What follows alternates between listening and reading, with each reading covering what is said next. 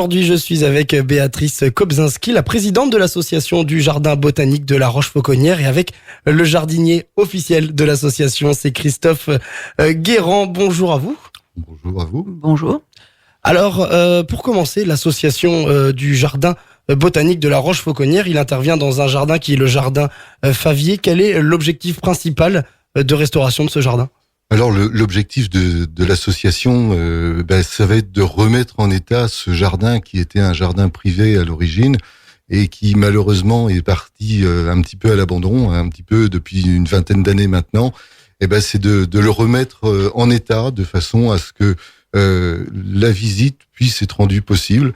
Alors ce sera dans certains cadres, on le verra par la suite, mais c'est de faire découvrir à la population locale et même au-delà cette richesse botanique incroyable que constitue ce jardin. Justement, le jardin Favier, il est situé sur les hauteurs d'Octeville. C'est un grand jardin, il fait plus de 7 hectares. À l'heure actuelle, il est la propriété du Conservatoire du Littoral. Il y a beaucoup de travail, je pense, pour restaurer ce jardin. Je vais profiter que vous soyez là. Justement, techniquement, c'est quoi le travail à faire dans ce jardin ? Alors, vous imaginez que sur 7 hectares de surface, c'était plus de 5000 espèces à l'origine qui étaient plantées dans ce jardin. Et de nombreuses choses ont été plantées durant, puisque le début du jardin, c'est quand même 1870. Donc, on va peut-être revenir un petit peu sur l'histoire par la suite. Mais donc, vous avez des exemplaires magnifiques de beaucoup de choses qui maintenant sont quelquefois un petit peu plus connues. Mais vous avez des rhododendrons, des camélias, tout un tas de choses. Et tout ce jardin qui, malheureusement, est parti à l'abandon pendant 20 ans, tout ce jardin est envahi de nombreuses espèces indigènes, du type des ronces, de choses comme ça, qui font que malheureusement le jardin n'a plus bien sûr toute sa beauté, puis on a beaucoup de mal à le parcourir. Donc toute la difficulté, c'est d'extraire toute cette végétation indigène qui a repris le dessus et de conserver et de retrouver un maximum des plantes qui ont été introduites dans ce jardin. Un jardin qui a perdu sa fraîcheur d'antan, comme vous le disiez. Alors, c'est un jardin qui s'appelle donc Favier, qui tire son nom de la famille à qui il a appartenu pendant de nombreuses années. Voilà, donc ce jardin a été créé donc début 1870. Il y a eu toute une période pendant lesquelles, avant la guerre de 39, le jardin avait pris tout son essor.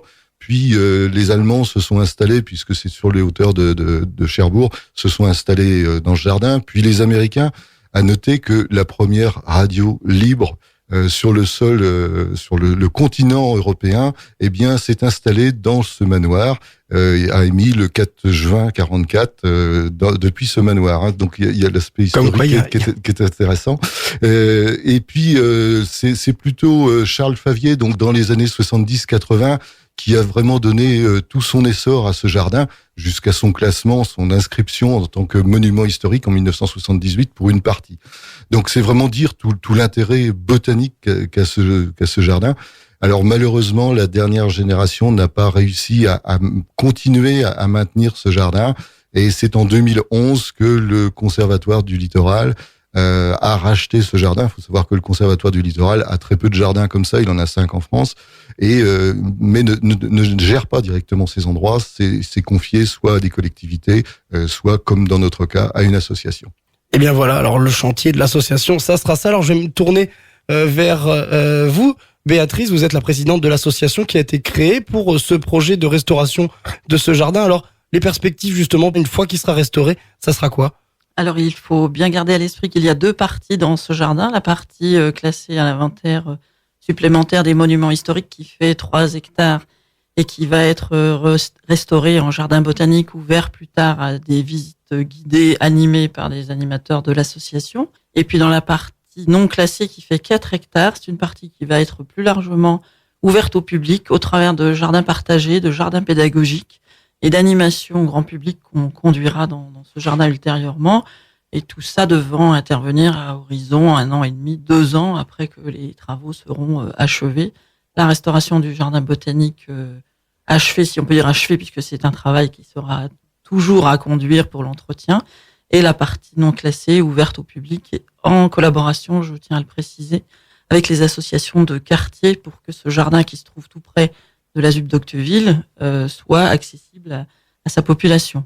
C'est un réel projet collectif en fait pour la commune. Alors c'est un projet collectif. On va essayer d'y associer le plus largement possible les associations de quartier et faire de ce jardin, et dans sa partie classée et non classée, un véritable pôle touristique d'attrait pour la commune de Cherbourg-en-Cotentin et plus largement le Cotentin. Alors rapidement avant de se quitter, parce que malheureusement ça touche à sa fin, vous faites un appel malheureusement, malheureusement non, bien heureusement, mais vous avez encore besoin de mécènes et de bénévoles, je crois, pour l'association. Absolument, les adhérents sont toujours les bienvenus, ils peuvent adhérer au travers de la page Facebook du Jardin de la Roche-Fauconnière, et puis nous avons déjà commencé à chercher et à trouver des mécènes, et nous continuons à les chercher, nous faisons appel à tous ceux qui voudront bien nous aider également. Eh bien, merci Béatrice et Christophe d'être venus au micro d'AGFM pour nous parler de ce joli projet de la restauration du jardin Favier. J'espère que vous avez passé un bon moment avec nous pour nous présenter tout ça. Merci à vous. Au revoir. Merci. Au revoir.